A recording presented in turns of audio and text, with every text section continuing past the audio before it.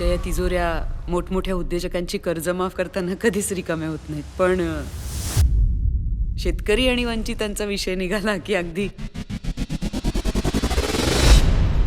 तिजोरी सकट सगळ्यांना घाम फुटतो. गावची सेवा, लोकांना मेवा, हे आमचं ब्रीदवाक्य आहे. 40 किलोमीटरचा 4 पदरी राष्ट्रीय महामार्ग होणार आहे. तर त्या पट्ट्यातल्या शेतकऱ्यांच्या जेवढ्या जमिनी आहेत त्या सगळ्या ताब्यात घ्या. म्हणजे आपल्याच मित्रांच्या किंवा नातेवाईकांच्या नावावर करून घ्या.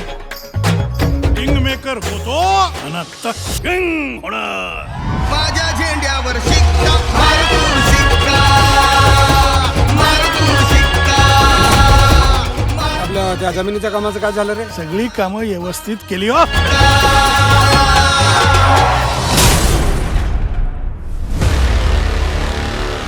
पटकन जमिनीकून मोकळा व्हाय, नाही ते तुला कायमचं मोकळं करी.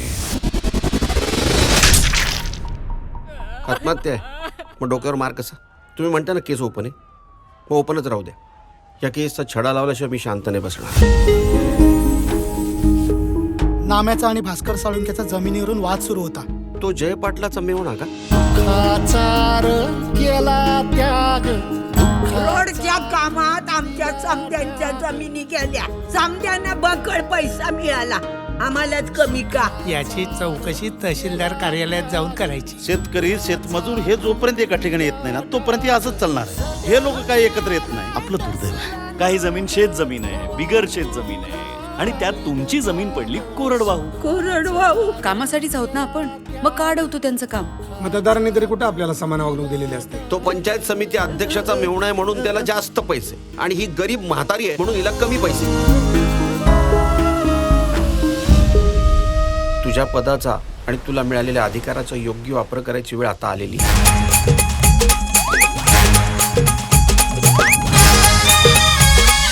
बाईच्या जातीला प्रगती करायची असेल ना तर तिने फाईलीसारखं वागायचं. ही सरकारी फाईल आहे, 10 जणांचा हात लागल्याशिवाय मंजूर होत नाही. शांताबाई, शांताबाई, शांताबाई, शांताबाई, अगं शांताबाई.